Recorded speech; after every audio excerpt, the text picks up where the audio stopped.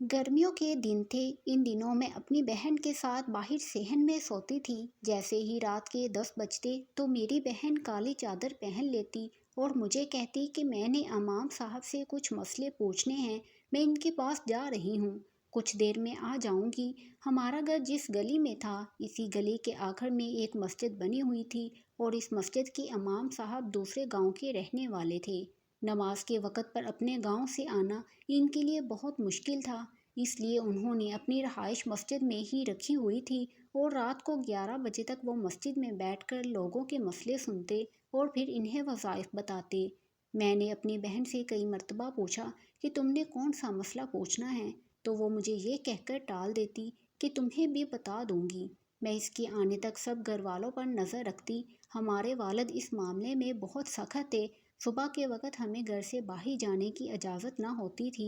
मुझे अपनी बहन पर पूरा भरोसा था, बस इसीलिए मैं इसे मना ना करती और जाने देती। मगर जब मेरी बहन वापस आती तो इसमें से एक बदबू सी आ रही होती और जब वो सुबह को उठती तो मैं ये देखकर हैरान रह जाती कि इसके बाल भी कटे हुए होते थे। एक रोज़ वो वालिद साहब की आंख खुल गई। उन्होंने अपनी जवान बेटी को यूं जाते हुए देखा तो वो भी इसके पीछे चल पड़े, मगर ये देखकर इनके पैरों तले से ज़मीन निकल गई, क्योंकि वो तो वहाँ पर। मेरा नाम नाज़िया है। हम 3 बहन भाई थे। मेरी छोटी बहन का नाम सबा है, जो मुझसे सिर्फ 1 साल छोटी थी। फिर सबसे छोटा हमारा भाई था, जो हमारे वालिदैन की शादी के 15 साल बाद पैदा हुआ था। मेरे दादा जान बहुत बड़े ज़िम्मेदार थे और इनके पास दौलत की कमी ना थी। लिहाजा वालिद साहब की परवरिश बहुत लाड प्यार और नाजो नाम से हुई। जब इंसान पर कोई रोक टोक ना हो और पैसे की फरावानी भी हो तो वो गलत कामों की तरफ मतवज्जा हो जाता है। अब्बा जान भी आवारगी की जानब माइल हो गए। बुरे दोस्तों के साथ घूमना फिरना, अय्याशी करना और कई कई दिन घर से गायब रहना, बस यही इनका शुगल था। इसका हल दादी जान ने ये निकाला कि इनकी शादी अपनी भतीजी सायरा से कर दी। मेरी माँ सायरा बहुत सीधी सादी खातून थी। वो ज़्यादा फैशन ना करती थी। बस इसी वजह से अब्बा जान को मेरी माँ अपने दामे उल्फत का असीर ना बना सकी। इनकी बेअतदालियाँ शादी के बाद भी जारी रहीं। अम्मी सब्र शुक्र से अपने ससुर और सास के पास गांव में रहती थीं, जबकि अब्बा जान शादी के बाद 2 साल तक तो घर रहे और फिर वालदा को छोड़कर शहर वाले बंगले में रंगीन मज़ाज दोस्तों की महफिलों में खुशो खुरम रहते थे, जहाँ रक्सो सरोर की महफिलें होती और दौलत दोनों हाथों से लुटाई जाती। वालिद साहब का जब जी चाहता गांव आते और चंद दिन बाद मेरी वालदा और दादी के पास रहकर फिर चले जाते। दादा जान इन्हें बहुत समझाते थे, यहीं गांव में रहो, मैं अब बूढ़ा हो गया हूँ, ज़मीनों की देखभाल करो, मगर वो किसी की ना सुनते थे। बस जो दिल में आता वही करते थे। यूं ही दिन गुजरते गए और हम दोनों बहनें समझदार हो गईं। अब्बा जान जब भी घर आते तो माँ इन्हें कहती कि मैं तुम्हारी बीवी हूँ, मैंने तुमसे शादी की है। इन 4 दीवारों के साथ मैंने निकाह नहीं किया जो अकेली कमरे में सड़ती रहूं। और अब तुम्हारी बेटियां जवान हो रही हैं, उल्टे सीधे काम छोड़ दो और इनकी फिक्र करो। मगर अब्बा जान मेरी माँ को यही ताना देते कि तुमने तो सिर्फ बेटियां ही पैदा की हैं, बेटा होता तो मैं तुम्हारी कदर करता और दोस्तों की महफिलें तर्क कर देता। माँ इनकी ये बात सुनकर चुप हो जाती थी, भला वो इस मामले में क्या कर सकती थी। ये तो कुदरत के बस में था और वो बेबस थी। फिर अल्लाह ताला ने माँ की खामोश इल्तिजा सुन ली और शादी के 15 बरस बाद बेटे से नवाज दिया। ये खुशी भी मेरे बाप को राह रास्त पर ना ला सकी, क्योंकि इन्हें अय्याशी की लत पड़ चुकी थी। इन्हें दादी जान समझाती थी, लेकिन वो नसीहतों से और चिढ़ जाते और सब पर गुस्सा करते, फिर महीनों महीनों घर में नहीं आते थे। दादा जान ने बेटे के बुरे अमाल से मायूस होकर नन्हे मुन्ने पोते यानी मेरे भाई कामरान से दिल लगा लिया। वो कहा करते थे, मेरा एक ही बेटा है जो मेरे पास है। मरने से पहले मैं अपनी सारी जायदाद अपने बेटे मतलब कि अपने पोते के नाम लिख कर जाऊंगा। मेरी ज़िंदगी में मेरा बेटा जिस कदर चाहे ऐश कर ले, वो भी अपने बेटे की वजह से दुखी रहते थे, मगर कभी भी अपने बेटे से इस बात पर झगड़ा ना किया था। वक़्त यूं ही गुजरता गया और दादा जान कुछ अरसे बाद फौत हो गए। फौत होने से पहले वो आधी दौलत और जायदाद अपने पोते के नाम कर गए थे, ताकि बेटा सारी जायदाद ना उड़ा सके। खुदा का करना ऐसा हुआ कि दादा जान के फौत होने के बाद अब्बा जान को भी अपनी तबाही का एहसास हो गया और वो मुस्तकिल तौर पर गांव में रहने लगे। کیونکہ بیوی بچے بھی اکیلے ہو گئے تھے اور زمینوں سے دور رہ کر ذمہ دار اپنی ساکھ برقرار نہیں رکھ سکتا۔ بظاہر ابا جان ٹھیک ہو گئے تھے، وہ گھر کا پہلے کی نسبت بہت خیال رکھتے تھے۔ ماں بھی خوش تھی کہ شوہر پردیسی نہیں رہا بلکہ گھر میں رہتا ہے، سب کا خیال رکھتا ہے۔ کئی مسئلے ایسے بھی ہوتے ہیں کہ شوہر موجود نہ ہو تو بیوی کو بہت پریشانی ہوتی ہے۔ ان دنوں میں 20 برس کی ہو چکی تھی، کامران ابھی چھوٹا تھا کہ اچانک گاؤں میں ایک شور سا اٹھا۔ ہماری زمین پر رشید نامی مزارع کام کرتا تھا، یہ ہمارا بہت پرانا مزارع تھا۔ دادا جان بھی اس کی عزت کرتے تھے کیونکہ اس کے باپ نے میرے پردادا کی خدمت میں عمر گزار دی تھی اور یہ لوگ نسلوں سے ہماری زمین پر محنت کا بیج بوتے آئے تھے۔ رشید، جس کو ہم سب پیار سے علی بابا کہتے تھے، ہمارے گھر کے فرد کی طرح تھا اور اس سے ہم خواتین بالکل بھی پردہ نہیں کرتی تھی۔ جب بھی کوئی کام ہوتا ہمارے گھر کے اندر آ جاتے۔ ویسے تو میرے والد بہت سخت تھے، ہم بہنوں کو باہر جانے یا کسی کے سامنے آنے کی بالکل بھی اجازت نہ ہوتی تھی۔ بس علی بابا واحد آدمی تھے جس پر ہمارے والد کو کوئی اعتراض نہ تھا۔ علی بابا کی ایک لڑکی شادہ تھی جو میری چھوٹی بہن کی ہم عمر تھی۔ وہ بہت خوبصورت تھی، کبھی کبھی ہمارے گھر آتی تھی جب میری والدہ کام سے اسے بلوایا کرتی تھی۔ کام کرنے کے لیے شادہ کی ماں اور پھوپھیاں مستقل ہمارے گھر آیا کرتی تھیں۔ دادی اور اماں انہیں اپنی اولاد کی طرح سمجھتی تھیں۔ ہم سوچ بھی نہیں سکتے تھے کہ میرے والد صاحب سے ایسی مذموم حرکت سرزد ہو جائے گی کہ جس سے گاؤں میں خاندان کی عزت خاک میں مل جائے گی۔ نہ جانے کب میرے والد صاحب شادہ کو پسند کرنے لگے۔ بس اتنا معلوم ہوا کہ والد صاحب علی بابا کے گھر آنے جانے لگے ہیں۔ وہ پرانا نمک خوار پہلے تو اس بات کو اپنی عزت افزائی سمجھا کہ مالک اتنا بڑا دولت مند ہو کر اس غریب کی کچی مٹی کی چار دیواری میں آ کر بیٹھتا ہے، اس کے گھر کے مسائل میں دلچسپی لیتا ہے۔ لیکن جب ابا جان نے شادہ پر نظریں مرکوز کی تو سارا معاملہ سمجھ آ گیا۔ تاہم اس کی یہ مجال نہ تھی کہ وہ دادی جان یا میری امی سے آ کر شکایت کرتا، کیونکہ اس طرح ابا جان اس سے نہایت بری طرح پیش آ سکتے تھے۔ وہ اندر ہی اندر غیرت کے مارے گھٹنے لگا اور ساتھ ہی ساتھ وہ شادہ کے رشتے کے لیے تگودو کرنے لگا تاکہ بیٹی کو جلد سے جلد اپنے گھر کا کر دے۔ پھر جو ہی اس نے شادہ کی شادی کرنے کا اعلان کیا، ابا جان نے اس کو سختی سے روک دیا کہ تم ہماری مرضی کے بغیر بیٹی کی شادی نہیں کر سکتے، اس کی شادی ہم خود کریں گے۔ علی بابا مالک کا یہ حکم سن کر سٹ پٹا گیا۔ اس نے بیٹی کی شادی کا ارادہ ملتوی کر دیا کیونکہ مالک کا مقابلہ کرنے کی سکت اس میں نہیں تھی۔ تاہم اندر ہی اندر لاوا پکنے لگا۔ ابا جان نے بھی اس کے بعد شادہ کے ساتھ اس کے گھر والوں کی پرواہ کیے بغیر تعلقات بڑھانے شروع کر دیے۔ وہ شادہ کے لیے بہت ہی قیمتی تحفے، ملکی پرفیوم، خوشبودار صابن اور ریشمی کپڑے لے جانے لگے۔ یہ تحائف وہ اس طرح جبراً دیتے کہ شادہ کی ماں کو ڈر کے مارے قبول کرنے پڑتے تھے۔ شادہ ایک خوبصورت مگر غریب لڑکی تھی، وہ اور کیا چاہ سکتی تھی؟ اس کا آئیڈیل اس کے مالک جیسا ہی ہو سکتا تھا اور مالک خود اس پر مہربان تھا۔ شادہ کی ماں بھی اندر ہی اندر سے بہت خوش تھی کہ اس کی بیٹی ذمہ دار کی بیوی بنے گی۔ صرف علی بابا ان حالات سے پریشان تھا۔ شادہ اور اس کی ماں ابا جان کی عنایت سے خوش تھی۔ یہی وجہ تھی کہ جب علی بابا کو ابا جان دور کی زمینوں پر بھیجتے تو ماں خود بیٹی کو ایسے مواقع فراہم کرتی کہ ابا جان اور شادہ اکٹھے رہ سکیں۔ گناہ زیادہ دنوں تک نہیں چھپا رہ سکتا، اس کا خمیازہ بھی آخرکار بھگتنا پڑتا ہے۔ شادہ ان حالات میں حاملہ ہو گئی اور علی بابا کی عزت پر بن گئی۔ وہ غریب ضرور تھا لیکن کیا غریب کی عزت نہیں ہوتی؟ علی بابا روتا پیٹتا ابا جان کے پاس آیا اور گڑ گڑا کر بولا، مالک اب تم شادہ سے شادی کر لو ورنہ میں گاؤں میں کہیں منہ دکھانے کے قابل نہیں رہوں گا۔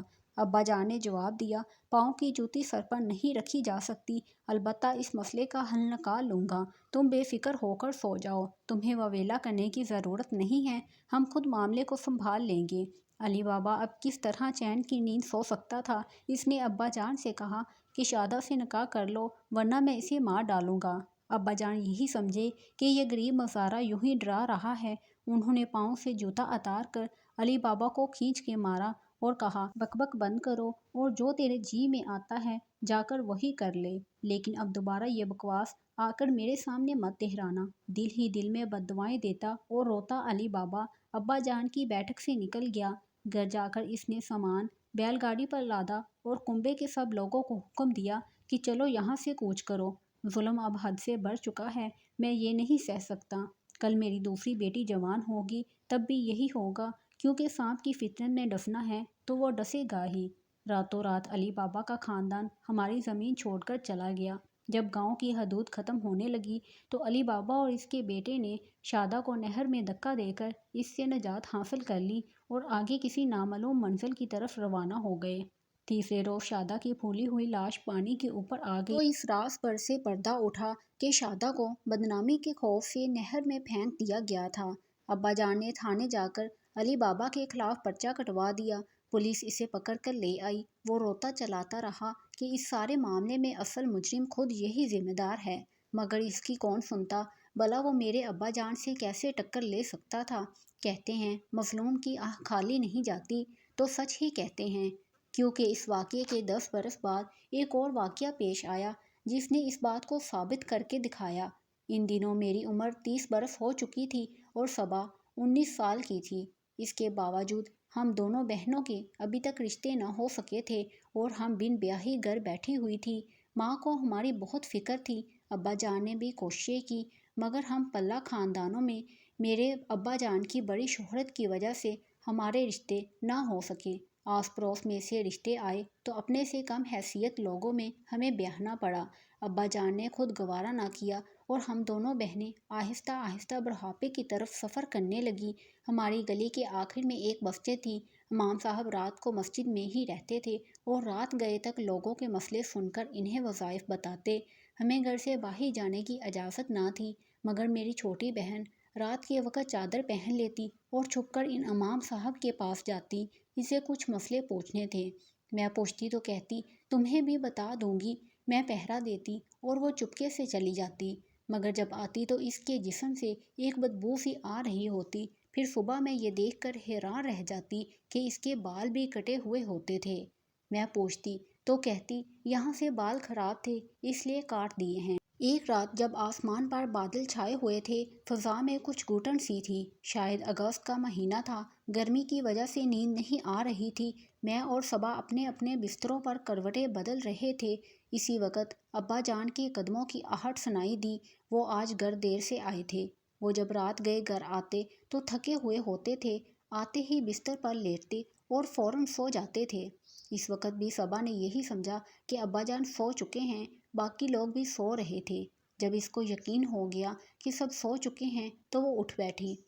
میں اپنی آنکھوں پر دوپٹہ رکھے جاگ رہی تھی۔ میں نے اس سے کلام کرنا مناسب نہ سمجھا، کیونکہ مجھے پتا تھا کہ وہ روز کی طرح آج بھی کوئی مسئلہ پوچھنے امام صاحب کے پاس ہی گئی ہوگی۔ ہم سب صحن میں سو رہے تھے جبکہ ابا جان برآمدے میں لیٹے ہوئے تھے۔ صبا صحن عبور کر کے دبے قدموں سے بیرونی دروازے تک گئی اور دروازے کی کنڈی کھول کر گھر سے نکل گئی۔ ابا جان شاید کچی نیند میں تھے۔ انہیں ایسا لگا جیسے میرا چھوٹا بھائی باہر گیا ہے۔ کچھ دیر وہ اس کے واپس لوٹنے کا انتظار کرتے رہے، لیکن جب آدھا گھنٹہ گزر گیا تو وہ خود کو روک نہ سکے۔ بستر سے اٹھ بیٹھے۔ انہوں نے بندوق کندھے پر لٹکائی جو وہ ہمیشہ سرہانے رکھ کر سوتے تھے۔ پھر صحن میں آ کر ہم سب کو دیکھا۔ میرا بھائی تو سو رہا تھا، ماں اور میں بھی اپنے اپنے بستر پر موجود تھیں، صرف صبا کا بستر خالی تھا۔ ٹارچ اٹھا کر وہ گھر سے باہر نکل گئے۔ وہ ٹارچ کی روشنی زمین پر ڈالتے جاتے تھے، اسی طرح صبا کے پیروں کا تعاقب کرتے ہوئے گلی کے آخر میں بنی ہوئی مسجد کے پاس پہنچ گئے، جس کے قریب ہی کچھ دکانیں بنی ہوئی تھیں۔ گاؤں میں کچے راستے ہوتے ہیں، جو بھی ان پر سے گزرتا ہے پاؤں کے نشان مٹی پر بنتے جاتے ہیں، لہٰذا جانے والے کا فوراً تعاقب کیا جا سکتا ہے کہ وہ کس راستے سے گیا ہے۔ صبا کے بھی نقش قدم ابا جان کو مسجد کے اس طرف بنی ہوئی ایک دکان پر لے گئے۔ مجھے تو یہی معلوم تھا کہ صبا مسجد میں امام صاحب کے پاس جاتی ہیں، مگر یہ راز اس دن کھلا، جسے سن کر میری تو جیسے جان ہی نکل گئی تھی۔ مسجد کے ساتھ بنی دکان بند تھی۔ ابا جان نے بند دکان کا در کھٹکھٹایا اور آواز دی، باہر نکلو ورنہ شوٹ کر دوں گا۔ باپ کی آواز سن کر صبا تھر تھرا گئی اور اس کی چیخ نکل گئی۔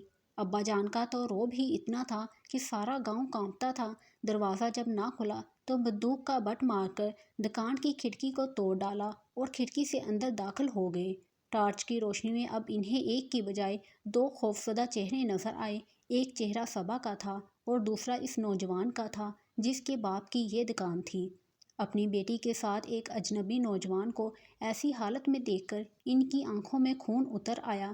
اس سے پہلے کہ وہ کچھ کرتے، صبا نے جلدی سے چادر پہنی اور والد کے قدموں میں گر گئی، جبکہ اس لڑکے کے ہاتھ میں صبا کے کٹے ہوئے بال تھے۔ صبا ایک دم گھبرا گئی اور چلانے لگی، بابا مجھے معاف کر دیں، میں نے کچھ نہیں کیا، میں نوید سے پیار کرتی ہوں۔ جب اس کا رشتہ میرے لیے آیا تھا اور آپ نے انکار کر دیا تھا تو نوید نے ایک عامل سے رابطہ کیا تھا۔ اس نے کہا کہ مجھے 7 دن تک روزانہ اس لڑکی کے ماتھے کے اوپر والے بال کاٹ کر لا دو۔ 8 دن بعد لڑکی کا باپ خود مان جائے گا۔ صبا بغیر سانس لیے سب کچھ بول گئی تھی، مگر والد صاحب صبا کو ایسی حالت میں دیکھ کر لال پیلے ہو گئے تھے۔ تبھی ایک لمحہ بھی ضائع کیے بغیر دونوں کا کام تمام کر دیا۔ فائر کی آواز گھر تک سنائی دی۔ آواز سنتے ہی میں لرز گئی، ماں کو جگایا، بھائی بھی اٹھ بیٹھا۔ سب صبا کی خالی چارپائی دیکھ کر سمجھ گئے تھے کہ آواز کا کیا مقصد تھا۔ اب کسی کو بھی کچھ کہنے سننے کی ضرورت نہ تھی، جو ہو چکا تھا ہم سب پر عیاں تھا۔ چند منٹ بعد جب ابا جان گھر لوٹے تو کسی نے ان کے چہرے کی طرف دیکھنے کی جرات نہ کی۔ ماں دوپٹے کا پلو منہ پر رکھے ہوئے چپکے چپکے رو رہی تھی اور ہم سب بے جان بتوں کی مانند ساکت بیٹھے تھے۔